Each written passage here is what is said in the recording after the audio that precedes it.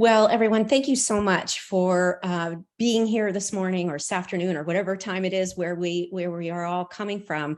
I guess to begin, that would be a great way to start. If you wouldn't mind just putting into the chat, just where are you coming from today, and what is your role at your particular college, university, school, K-12 institution? Where are you grounded? That will help me get a sense of just who's in our room today, so I can make sure to really tailor the session to folks and where they're coming from. As you are entering the information into the chat, I'll share just briefly before I start sharing my screen. I'm so excited to be here. I am Stephanie Spiker, and I am an assistant professor at Weber State University, which is in Ogden, Utah. It's about an hour north of Salt Lake City. I teach in our teacher education department and also in our women and gender studies program at our university. It's interesting, our women and gender studies program there is made up of faculty from across campus, and so it's a neat experience. I also will share that I stepped into a new role last year at Weber. I am now serving as the Digital Fluency Faculty in Residence, which is a mouthful. Leave it to higher ed to we love those titles. But with that, that's really what's brought me to this space today, is that I've had over the last year or so an excellent opportunity to engage with our career services department and all of the other folks across our campus that are engaged in e-portfolio work. And then also as an educator in teacher ed, all of our students are encouraged, and we definitely want them to develop portfolios in order to share their work. So what brings me here today, and as we were saying earlier, this session is a continuation, I think, and it'll be a great follow-up from the last session on journey maps.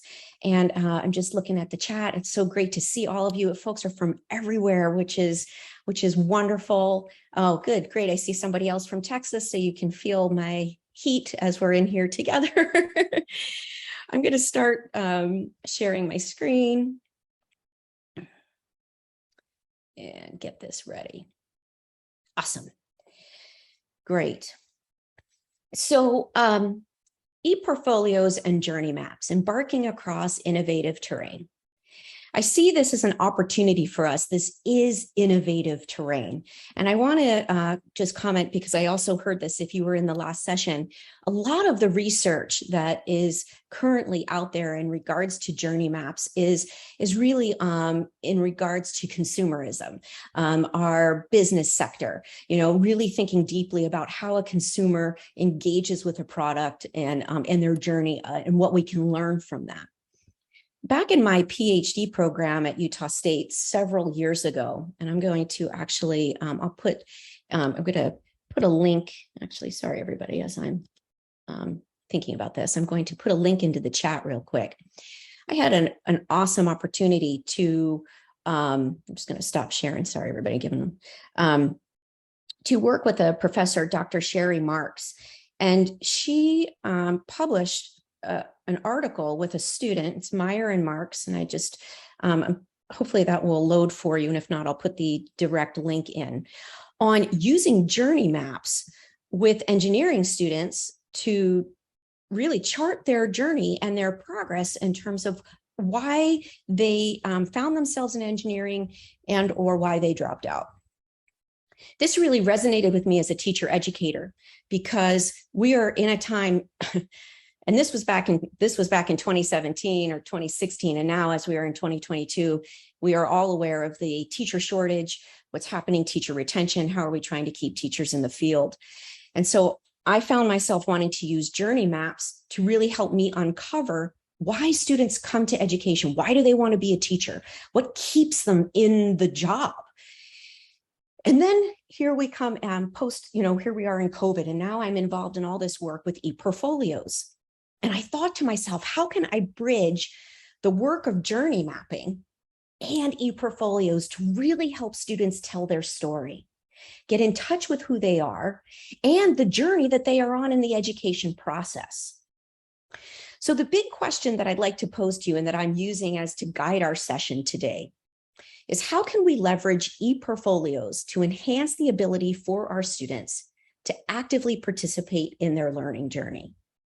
And it's actively participate in this learning journey, because while they are with us, whether we are in a K-12 setting, in a high school, if we are in a college, a university setting, in between, post-secondary education, we want students to realize and take ownership of their journey. So for our session today, I have three major desired outcomes, and this is my hope. We'll talk a little bit and identify the academic purpose of creating a journey map framework with e-portfolio assignments. Articulate the use of journey mapping to aid in assessing e-portfolios from an academic and student perspective. And then lastly, today we'll have a little bit of time to hopefully get you all engaged with creating your own personal journey map, and that you could replicate using with your own students. And I just want to share here too, that down here in bold, I have viewing the e-portfolio as a journey map, is a mechanism for understanding the experience students go through. And as such, we can be much better prepared to create meaningful learning experiences and achieve better outcomes. So as we're moving through this session today, I'm going to talk about the journey map as a corresponding document or creative process that goes along with our students every semester that they are engaged with their journey map, that they are completing it as they go through the process. And so as such, not only does that give us as individuals working at these institutions incredible insight in terms of what our students are experiencing, but it also provides incredible knowledge to our students on their self-reflection journey on who they are as a learner. And what am I learning from this experience? So I'd like to pose, and we can see, I'd love to throw this out to our group here. What are your current challenges when assessing your students? And then even, secondly here, how do you know if your students learned anything? And how do the students know if they've learned anything? So I'd love to, you can please feel free to put it into the chat, but also feel free to unmute. I'd love to hear your voices in terms of what are your current challenges when you're assessing students, and specifically, how do you know at the end of the semester?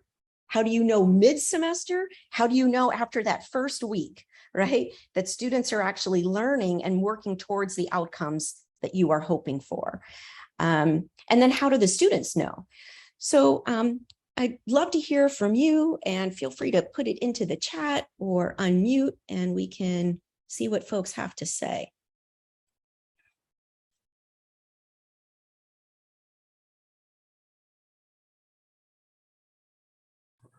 Hi. Hi, Pamela, go ahead. I just realized I was invisible there. I worked for advanced placement for a number of summers, grading final assessments. And one of the wonderful things about that program is that they taught me, first of all, to grade what's there that's good, because it's not a timed exam, because it's a timed exam, they don't have time to polish it. But second of all, to be very, very clear about where is the boundary between success and failure on any particular piece of a rubric. And so what I rely on is defining my rubric pretty clearly and making it possible to say yes or no, did they achieve this or didn't they achieve it? And that sounds perhaps really mechanical, especially because I teach in the humanities. But, the students, if they know that they're going to get, if they know if I have a spreadsheet that if I have a rubric that shows them what qualifies at each level for the grade, I don't get a lot of questions about why was my grade that way, usually only from students who haven't read it. Yeah, that's a great test of who's read the rubric or not. Yeah. Pamela, thank you so much for sharing. And I think those having clear guidelines and expectations is beneficial for everyone involved. And when we don't have those clear expectations, it can be a challenge. And I'm looking at the chat here, and I'm just going to read some of these. Is changing the mindset for students that they're focused on learning. Yes, instead of just getting the answer right. I can remember what my previous background before coming into teacher ed is I was a social studies teacher for many years. And, students would come up and they'd say, well, what do I need to do to get the A? Just tell me what I need to do to get the A. And it is so much bigger than that, right? So that's great. But what is happening in their other classes? Yes, excellent, Sonia. And then Kate, to ePortfolio, one of the things I struggle with is separating if the students learned anything from this, if the students enjoyed the process of the ePortfolio. Surveys tend to devolve the measuring student experience as opposed to student learning. Yes. And I don't know if any of you have had this, but one of my challenges is I have found sometimes students spend more time on the, picking their picture and the design elements. And I want them to think more deeply about what are they actually putting in as content into the ePortfolio, and really thinking deeply about that. And what is that best learning? And you're right, it does cause friction. It isn't necessarily a pleasant experience.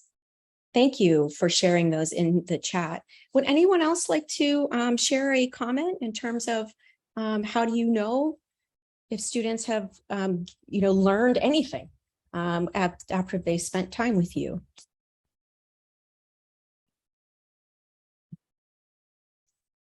Okay, let's go ahead. I want to I'm going to keep going here, and I'd like to just, and I know probably many of us, or the majority of us or all of us on this call are very familiar with these terms that I'm going to review on these next few slides. With that, it just helps us kind of ground what we mean by these terms as we're in this session together. And so I'd like to just start with, what is assessment? And when we talk about assessment, I'm really thinking about formative assessment. So assessment that really helps us think deeply about the process of what our students are learning. And so you can see here, I've got a variety of words on the slide here, but in bold on the left, I really like, the process culminates when assessment results are used to improve subsequent learning. And I like that a lot because it's for us and for the students, because for them, the ePortfolio can really help them see, how am I learning? Why am I learning? And what am I learning? And help them continue to move that forward into previous or next future semesters. So what's key here is that we want to be mindful, right? Selecting relevant, authentic, and real world assessments, which are aligned to course and program level outcomes, is key. We want to be sure that we are creating assessments and assignments for our students that actually can feed into the ePortfolio that allows them to really analyze their journey. It's up to us, really. We are the creator of those assessments. And I love this last piece. Powerful teaching begins with measurable outcomes and concludes with authentic assessments. And that authenticity is key. Yes. Oh, Sonia, let's come back to that in a little bit. I'm excited to hear more about that.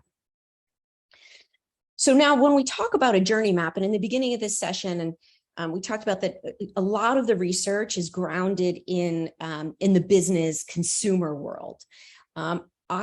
Yes, our students are a consumer. Are they coming to our institutions to gain, they have signed up because they want something in return.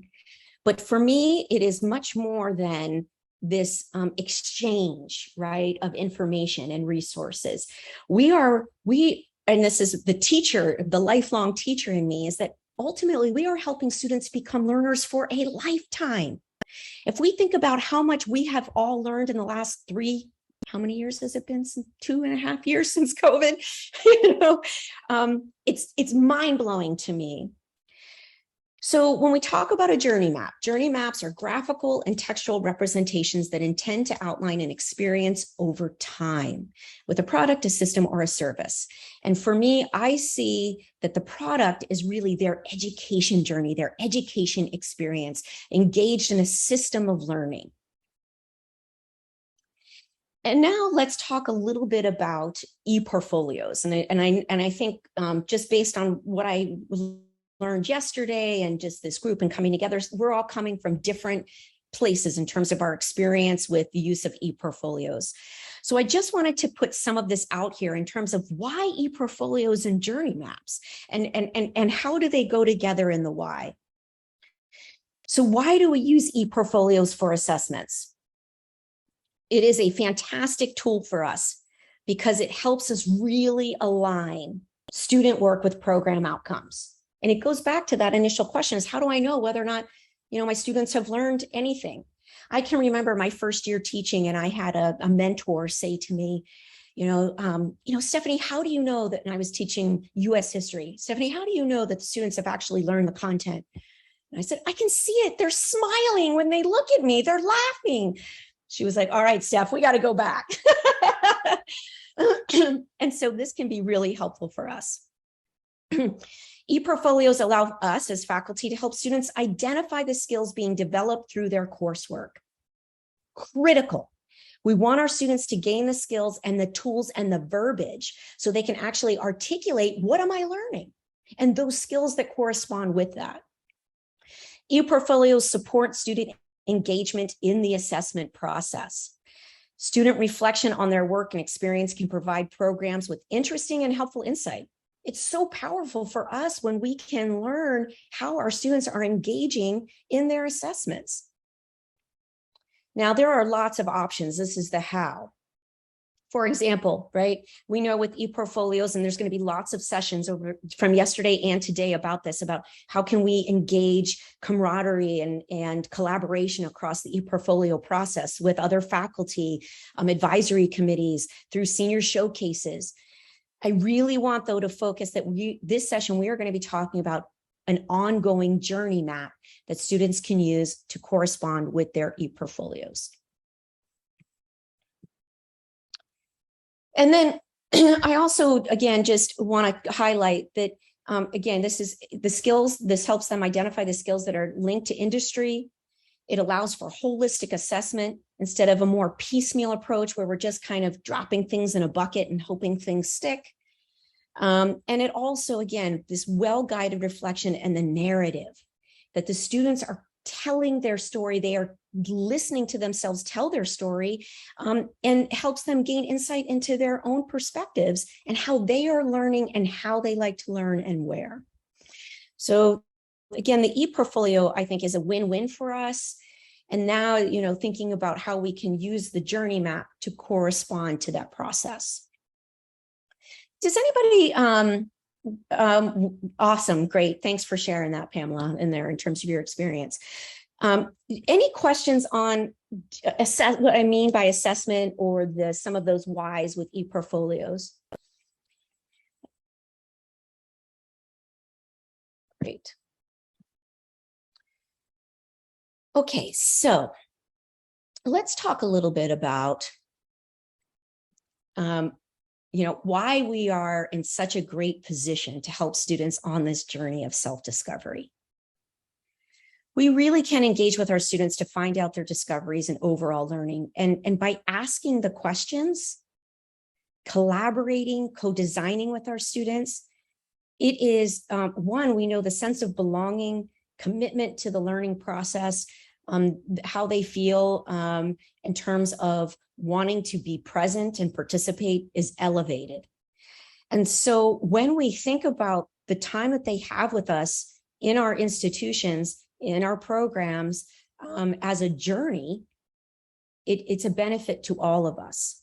Through listening, we have a much better understanding of their experience. And then from this knowledge, we can innovate and improve the environment where learning happens. I like to share a lot of my stories from my K-12 experience because I think they mirror higher ed. But I can remember my first year teaching, I had a colleague who offered to give me resources. And this colleague of mine took me up to his office, opened up a big file cabinet, and said, okay, Steph, you can just pick any day. He had from 1 to 180 listed on a folder file of lessons that he would pick out and teach. And those were the same lessons he had been using for the last 15 years. And I thought to myself, oh my gosh, how are you not?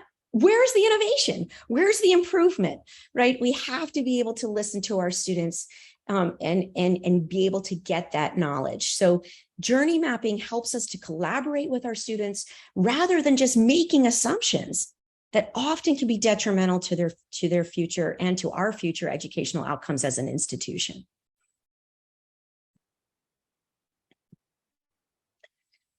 Okay, so let's talk a little bit about how do we actually do this and what does this look like?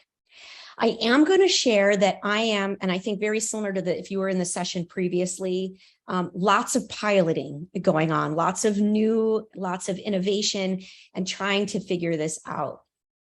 I have done journey mapping on pen and paper, pencil and paper with my students for many years. This semester will be the first semester I'm moving into using a digital landscape, framework, tools, resources to create journey maps. And we're going to practice with that today. So I just share that a little bit of the how, that there are lots of ways that we can actually engage in this. But to begin, we must first ourselves 3 primary questions. How do we provide engaging and interesting education experiences? Because we need to be able to provide those experiences to feed the portfolio. What are the barriers that potentially prevent students from achieving positive educational outcomes? Because we can think about that. So when we're crafting experiences, when we're crafting assessments, when we're crafting assignments for our students, we want to be sure to think about those barriers. And then lastly, kind of on the flip side, what are the buoys that catapult our students to achieve positive education outcomes? You know, how can we really be deliberate, again, in creating experiences that students then can journey map about? So journey mapping gives us a structured approach that we really can utilize to help us get a sense of where our students are gaining momentum, potentially what might be an obstacle for them. So journey maps in action. So, you know, by mapping these experiences, we really create powerful decision-making tools that enhance our ability to help our students. And again, we can innovate our service delivery and provide students with the best education possible. So we need to think about, especially now, you know, what does this new student journey look like in a post-pandemic world? And I say post-pandemic, and I share that just because it helps me in my own mental health. I know that we are still in the thick of it, and we all have lots of different, just where we are on this COVID spectrum. So I don't mean to, I know it's not over, but it helps me to think like that I'm not still swirling in the toilet bowl, you know, of it a little bit. And it's different, right? So before COVID, my students were doing journey maps on pen and paper, which is wonderful, using markers, stickers, using construction paper, right? But new constraints provide conditions where we must innovate and adapt. And so understanding our student journey, right, what they have been through over the last couple of years, it allows us and our attempts at innovation to be focused and relevant to their experience. And so I'm going to specifically talk a little bit about, in just a minute, why I like to use Adobe Creative Express to create journey maps. And we're going to practice with that today. Before we just dive into that, again, just highlighting this connection to ePortfolios, you know, that this is that, and I want to share that there are lots of ways that we can use journey maps. The session prior to this was fantastic because it talked about really priming the pump, really getting our students to think deeply about their journey, how they come into this learning experience and who they are. We can also use journey maps as to track their journey across over the time that they are with us. And the ePortfolio is the house. It helps house those experiences. Okay, I'm not going to read all of this, but this is because I know this is a lot of text and I can share this later.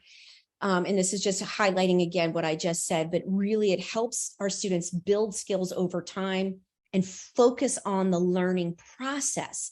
So by having students create a journey map, going along with everything they're learning every semester, it's their process. They realize, wow, how much am I gaining as I'm going through this experience? It's the level of self-awareness that is so powerful for them. And for me, I think is what creates lifelong learners. And again, the last paragraph at the bottom, these options offer a creative space to take more ownership throughout their learning journey, right? I'm not crafting that experience every step of the way. We want them to be really taking ownership of that. And portfolios, along with journey maps, provide a great, authentic, and meaningful way to give feedback to students and give us incredible feedback. So it's a win-win. Okay, so we are going to practice with our own journey map. Now I'm going to share, in full disclosure, I am up for tenure this year. This is my big tenure year. And so I decided to, for us today, I created, and I've been using a journey map along my tenure journey. And what have I been doing over the last 6 years to get me to this point?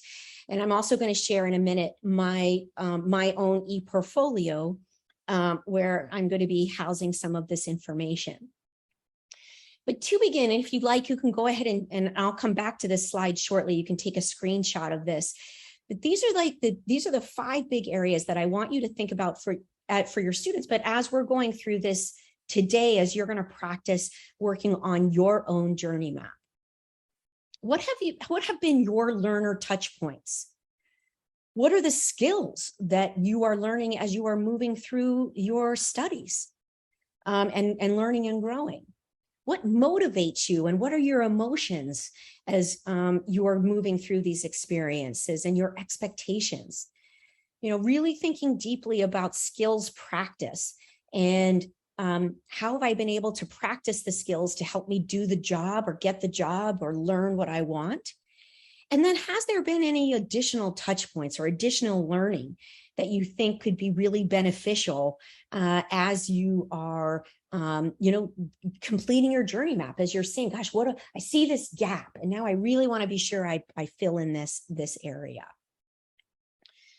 So I'm going to share, I'm going to show you mine here just real quick, and then we're going to go back to Adobe. Now, I know that there are lots of ways to create journey maps. There is not one right way. Because students are bringing their own creative expression to this experience.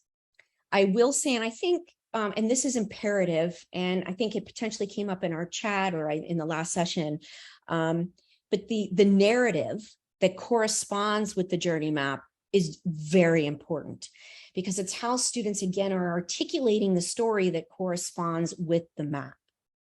So for every little piece of nugget, of information that I've got here on my journey map, I have narrative that links in my tenure file. So this helped me really kind of get a sense of, where I am and where have I been. The first picture that you can see right up here on the top left, that's the day I defended my dissertation and found out I passed. That was like a miracle moment. And I was hired as an assistant professor. As I continue to move through my journey, I think about, gosh, how much have I been through over the last 6 years? Getting asked to teach in Women and Gender Studies department. I then had the opportunity to create and lead a study abroad to the United Nations. From there, I developed and taught a course, Gender Power and Global Politics. And as I continue to create this map, it allows me to see the links that that help me put my story together.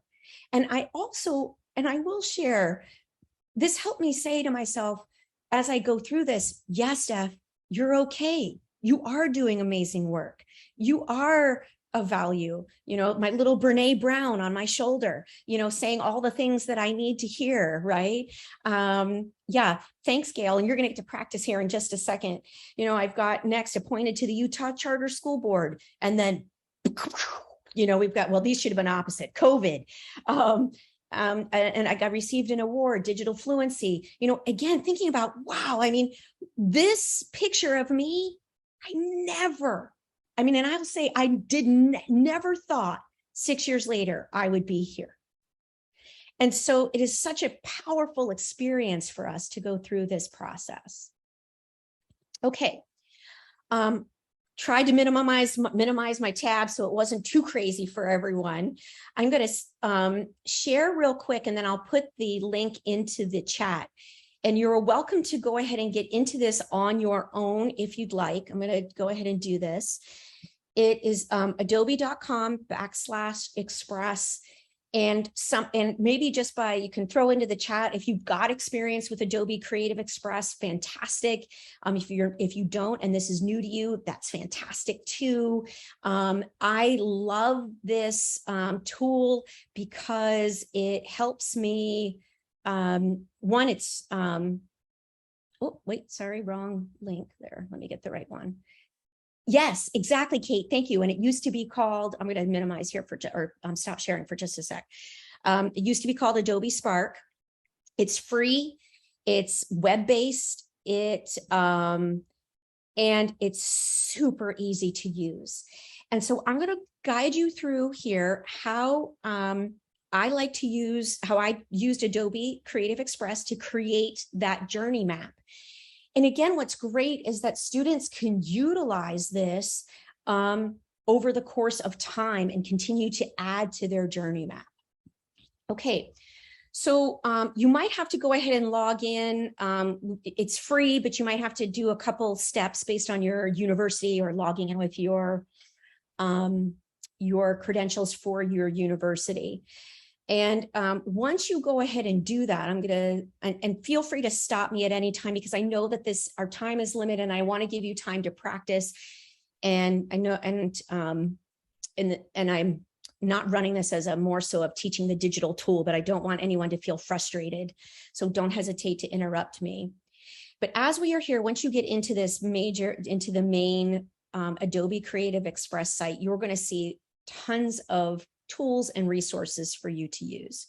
By clicking on this purple button up here in the top left, you're going to see there is a variety of different tools that you can use. For this particular, to create the journey map using Adobe Creative Express, you're going to go ahead and you're going to click on Custom Size Graphic. And by clicking on that, you can adjust different pixels and width. I actually like to make it a little bit bigger, so I'm going to go to 3,500 for my height. Just gives me a little bit more. But again, that's going to give me a different layout, but you'll be able to play around with this, whatever is going to work best for you.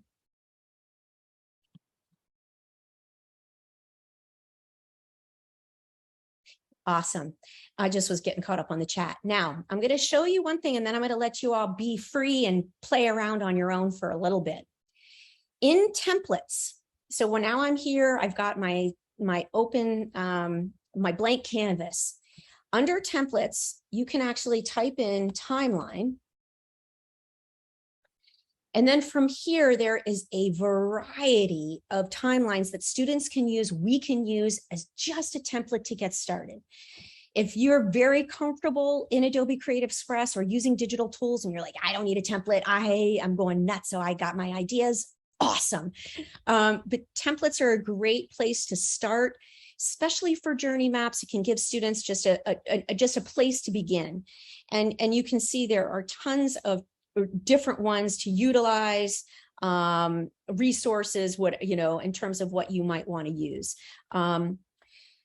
again, a fantastic tool. And then, and I'll just share, going back to my slide here. Here's my ePortfolio that lives in my Canvas course.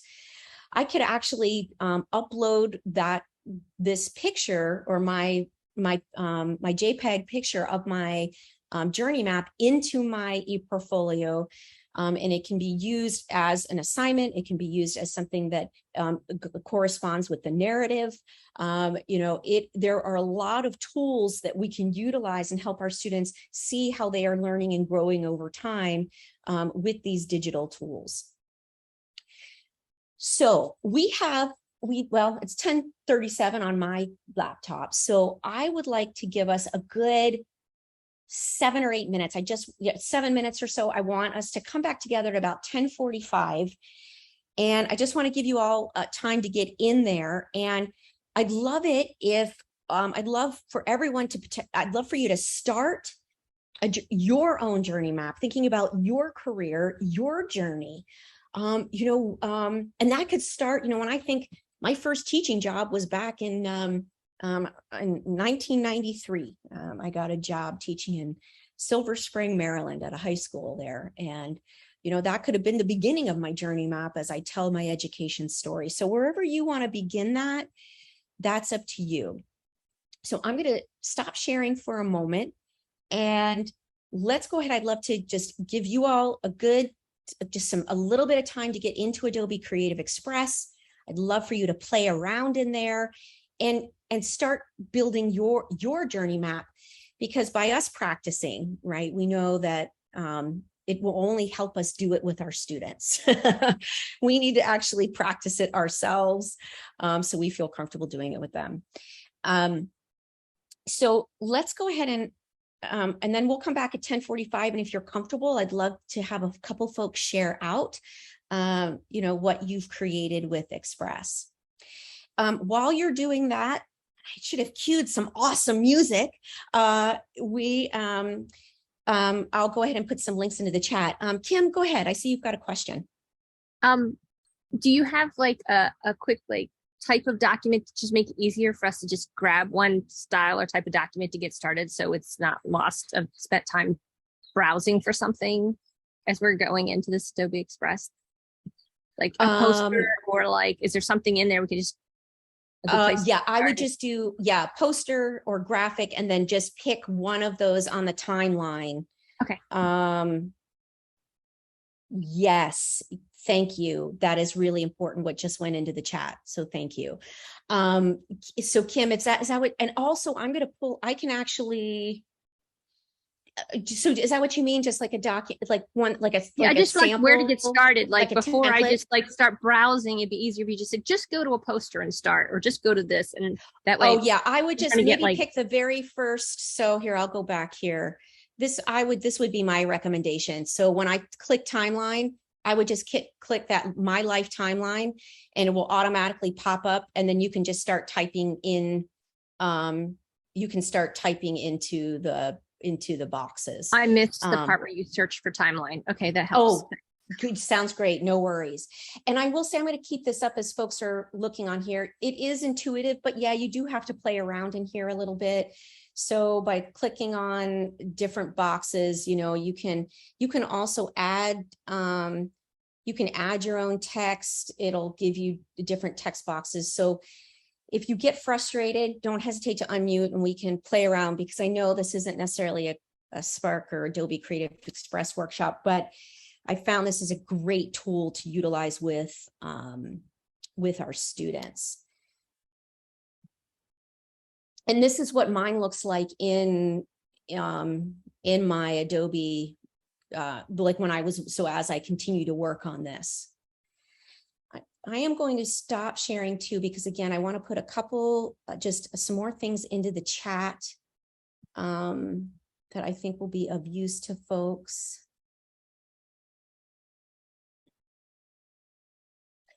I sure can. I'm going to do that right now. That's great. Okay, the first link that just went in is the link to the book I'm going to share the article again. Oops, I'll share that one more time to everyone. Here we go. And that might not, now that I say that's probably not going to work. Hold on, I'm going to download that a little bit differently. Hold on, everybody. As you all are working, this is great. Okay, so I just put in, and I don't think that first one's going to work. So I'm going to save this a little bit differently for folks. Hold on one second. Let's see here.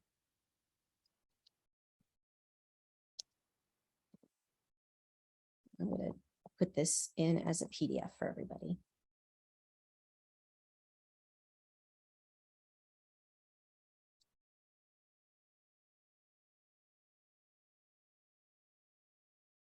Okay. I'm going to put that into the chat. And sounds like folks are busy working, which is great.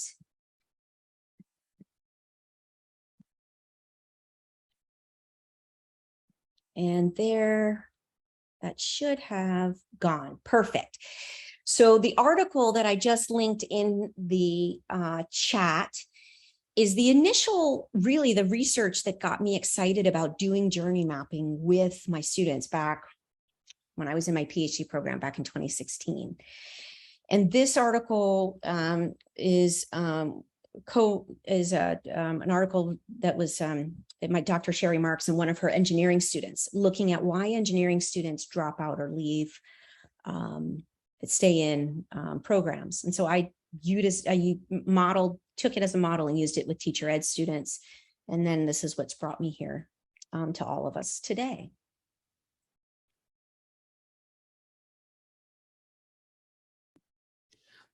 Stephanie, I am just challenged. Like, I don't know what it is that is disconnect for me, but I don't know how to put text in the boxes of the timeline.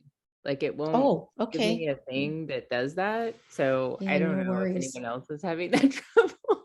Yeah, let me pull it up. Yeah, sounds good. Here, hold on one sec. Let me stop that for a sec.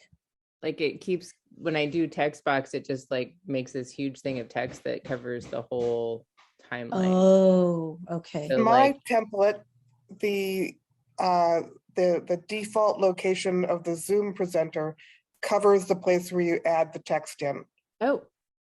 Oh, thanks, Pamela. So that might have been, and I will say some of these templates are, are going to be a little bit easier than others, right? So let me see if this one, let me create from this one.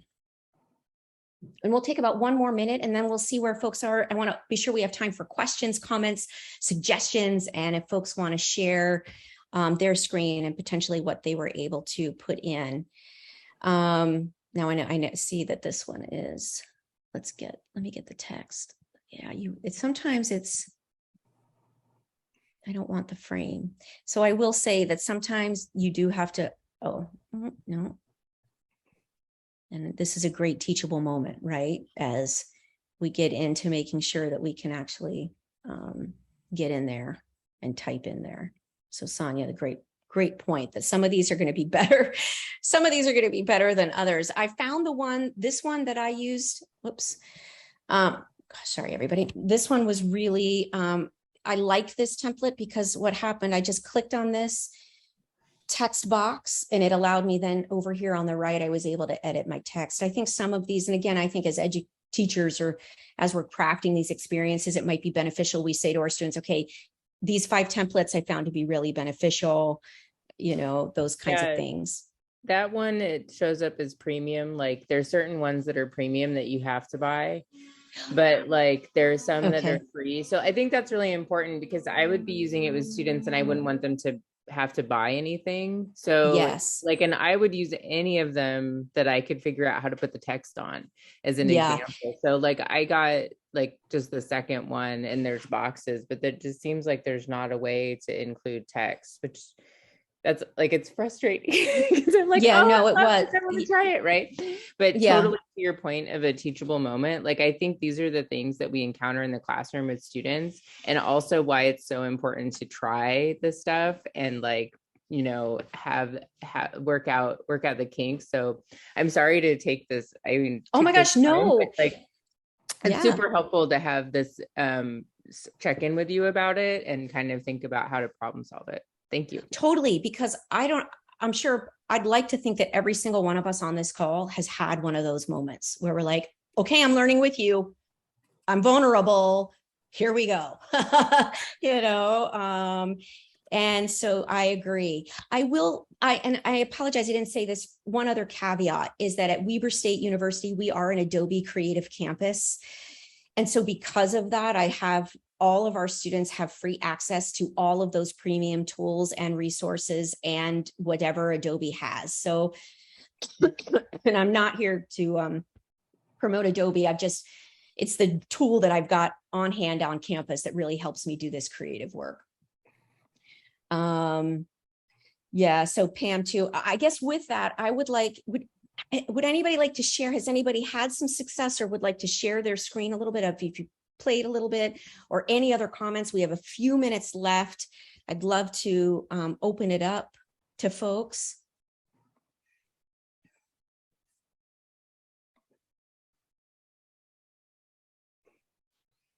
So I picked, sorry, I was in the middle of it. So No, this is great. And I just kind of made my own journey. And I just played with it. And then I got the text kind of down.